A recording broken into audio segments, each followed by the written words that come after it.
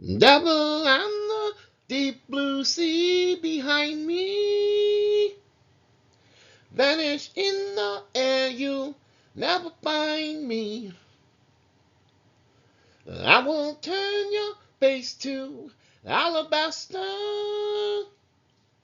When you find your servant is your master. Whoa, you'll be wrapped around my finger. You'll be wrapped around my finger. You'll be wrapped around my finger. Whoa. It's another exciting episode of the Unrelenting Alchemist. We're going to talk about spiritual sabotage and cutting through chaos and delay, relying on some values of Eastern wisdom. Let's talk about the invisible hands that hinder. In the stillness of a moment just before action, there is often an invisible resistance, a whisper of distraction, a heaviness of spirit, and an overwhelming fatigue or doubt.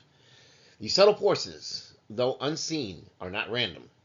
In many spiritual traditions, especially those rooted in the Eastern traditions, these are recognized as forces of delay, spiritual energies or entities that obstruct, create chaos, and take us off path from our divine progress, aiming to disconnect us from the source of all goodness and divinity. The mission is one of subtle sabotage, to make us forget our purpose, to hinder our ascension, and to ensure that we remain tethered to cycles of suffering as well as stagnation. These delay forces are more than emotional states. They are a part of the energetic reality in which we live. We're moving through time and space. We are trying to resonate with better frequencies. We're trying to vibrate at a higher level. We want to avoid these things taking root in the mind, attaching to our ego, and thriving in our unconscious, because they manifest as procrastination, as confusion, as illness, as misfortune, as drama, as restlessness. They ensure we are always running behind, never catching up, constantly losing sight of our higher calling and our grand purpose. To counter these adversaries, we must awaken. And so this is where maybe some wisdom from Taoism, Buddhism, Hinduism, Jainism, Sufism, and other mystical faiths would offer us some luminous wisdom in these times to recognize, to be able to cut through, and to transcend these energies that delay, distort, and devour, so as to absorb our energy and keep us from our destiny. So let's start off with the Taoist point of view. We have flow versus friction. In Taoism, we are taught that all of life is governed by Tao, which is the way. Everything has its natural rhythm. But when we lose alignment with Tao, we become vulnerable to friction, we become vulnerable to resistance, and this is when stagnation can set in. The Taoist sage Zhuangzi had warned of becoming entangled in the knots of the mind, where our attempts to control life create the very obstacles that slow us down. Remember, it's not about control. Yes, we want to have discipline. Yes, we want to stay on schedule. But the more you try to control, the worse things get. The forces of delay love resistance. They lure us into making over efforts, over planning, over analyzing, getting in our own head. Instead of moving with the Tao with a flow that is natural, we try to dominate it. We try to outthink it. The Taoism solution is not resistance, but returning, a return to flow, a return to simplicity as well as attunement. Practices like Qigong, meditative stillness, and reading the Tao Te Ching remind us that the path forward is not to push harder, but to flow deeper. When we align with the Tao, the forces of delay lose their grip, for they cannot cling to one who is moving like water, gentle yet unstoppable. But don't be fooled. Water has power when it needs to, but it's better to flow than to work against it. Buddhism. Here we talk about mindfulness as a sword and shield. In Buddhism, the primary battleground is the mind. The Buddha identified Mara, which is the demon of delusion, as the spirit of sabotage. Mara tempts, distracts, and confuses, especially at the brink of transformation. In the story of Siddhartha's enlightenment, Mara attacked him with fear, with desire, with doubt, all designed to delay the ultimate realization of truth. Buddhism teaches us that the way to defeat Mara is not through violence, but through awareness. Mindfulness, which is sati, and right effort, which is sama vayama, serve as the weapons against this form of delay. When we become present, we disrupt the patterns that delay us. The endless scrolling, the overthinking, the over researching, the over analyzing, the catastrophizing. These are all symptoms of a distracted mind that is veering off course. The practice of vipassana meditation, walking meditation, as well as noble silence, are tools that dissolve the strongholds of delay by bringing us back to clarity. When the mind becomes still, we see the attack for what it is. We see the illusion that I've often referred to as Maya. And from that stillness, power is reclaimed, right? In Hinduism, Dharma and the disruption of delay is a central theme here. Because Hinduism teaches us that Dharma is our soul's righteous path. That's where we want to stay. We don't want to be incurring karma. We want to stay on the path of Dharma. So to stray from Dharma is to invite chaos, to invite misfortune and delay. The Mahabharata, especially the Bhagavad Gita, gives us a profound image in Arjuna's paralysis on the battlefield. Faced with this divine duty, Arjuna is overtaken by emotion, doubt, fear, and spiritual confusion. Krishna's counsel is clear. Get up, Arjuna. This is not the time for weakness. Delay often wears the mask of compassion, of fear, or humility. This is when emotions get the better of us. But as Krishna teaches, the deeper truth is this: not acting in alignment with the Dharma is the true violence. This is a betrayal of one's own soul. Hindu philosophy frames delay as the influence of tamas, which is one of three gunas, which are qualities of nature. Tamas is inertia.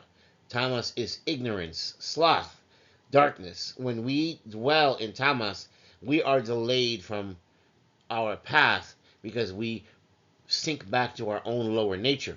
The remedy is the cultivation of rajas, which is action, and ultimately sattva, which is clarity and harmony, through practices like yoga, through mantra, through puja, and through jnana, which is wisdom. In Jainism, we have the karma of delay and the power of non-attachment. Jainism teaches that the soul is inherently pure and free, but can be bound by karmic particles that weigh it down and then delay its liberation. These karmas are not just the result of immoral action. They also arise from attachment, from emotion, from violence in thought, and from sloppiness in intention. Even subtle laziness in decision or carelessness invites delay into the soul's journey. To cut through these karmas, Jainism prescribes an extreme intentionality. Every thought, every action, every word must be carefully chosen. Practices like ahimsa, which is nonviolence, or aparigrara, which is non-attachment, or even samyak darshan, which is right perception, help to cleanse the soul and accelerate our spiritual ascent. Jains understand that every delay is a karmic echo. It's an invitation to recalibrate our energy, to be aligned with the one true path, the path of ascension. The daily introspection, which we'll call the pratikraman, and the clarity of our vows, which are the mahavratas, and the simplicity of Jain living all serve to remove the fog of delay and reveal the soul's blazing potential. There are also other traditions that share a similar common thread to what we've discussed. Across these spiritual traditions, we find these recurring themes: that delay is a form of spiritual warfare. It is a distortion of time, purpose, as well as perception. In Sufism, for example, this speaks of nafs, which is the lower self, and the waswasa, which is the whispers of distraction. These are forces that keep the heart veiled and delayed in being slow to remember God, right? Because the Sufi answer is zikr, which is the remembrance, the rhythmic invocation of divine names to bring the heart back into vibrational alignment and harmony with the divine beloved. In even Christian mysticism, the desert fathers and mothers spoke of acedia, which is the spirit of spiritual listlessness and procrastination. This is considered one of the most dangerous temptations for monks and seekers. Their answer was vigilance, simplicity, and prayer without ceasing. In Kabbalistic Judaism, the klippoth, which are the shells of impurity, seek to distract and delay the soul from ascending into Ein Sof, which is the divine infinite. Here, sacred names, disciplined prayer, and deep Torah study serve as tools to break through these spiritual blockages. Even think about people like Enoch and the work he had to do before he eventually ascended to become Metatron. The attacking spirits of delay, how do they operate? Well, let's be plain. Spirits of delay are real, whether seen as metaphors, perceived as energies, or even recognized as entities. They monitor our habits. They know when we are about to leap forward, and they intervene subtly because they want to bring us to a point of miring where it's like us sinking in quicksand, so to speak, even though the real quicksand as we see in the movies doesn't really exist, but still you get the point. Last minute emergencies, sudden exhaustion or confusion, unnecessary arguments, unexpected tech failures or financial blocks, depression, chaos, apathy. Their tactic is to shift your focus just enough to cause a delay in your mission so that you're kept off timing. You no longer have divine synchronicity. These disruptions, they're not random. They are interference patterns, a type of noise that disrupts us and throws us off balance. But once recognized, they can be disempowered. This is where we fight back with weapons of the spirit, so to speak. This is when we cut through the delay. We use mantras, right? We use sacred sound. Vibrationally, these things align us with the truth. Mantras like Om Mani Padme Hum or Om Namah Shivaya and the Gayatri mantra can dissolve delay through this beautiful form of sound resonance, right? We also have breath and meditation. The breath reconnects us to the present. Meditation allows us to see the delay for what it is and to decide consciously to continue. Spiritual community or sangha helps us as well because isolation is another form of feeding frenzy for delay. A committed circle of seekers amplifies the momentum and the accountability, and it helps us to lend our strength to one another. Also, our service, our seva, our dana. Selfless action burns karmic delay and it purifies our intention. Our daily discipline as well, our sadhana. This is regular spiritual practice which creates an energetic rhythm, reducing the foothold of chaos. There's also the invocation of divine protection. If you call upon your divine guardians, your ancestors, the saints, their intercession will help to break the spiritual strongholds that attempt to somehow block our way or our path. So we must move towards our destiny uninterrupted. Delay is not a matter of time, it is a matter of destiny. Every moment we spend in doubt, in stagnation, and distraction is a moment that is stolen from our divine timeline. We cannot delay, but the forces of delay are always cunning. They're not invincible, however. Their power thrives when we are unaware. When we awaken, when we remember who we are, and once where we stood, grounded in our Dharma, delay loses its power and its grip. The wisdom of the East teaches us that liberation is a daily choice, not a distant miracle. As you can see, our figure here fighting with the python, that the path is not one of strain, but of discipline, presence, and alignment. You become powerful and not powerless. You become whole and not broken, and you don't need to be alone. Your time is now. Your work is sacred. Your destiny is calling you. Do not let Danae answer in your place.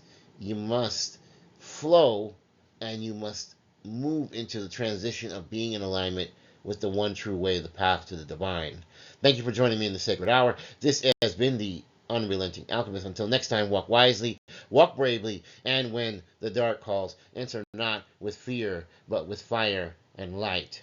Take care.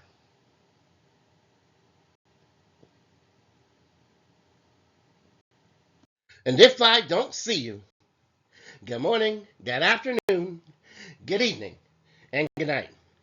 Please don't forget to like, share, and subscribe. I love you.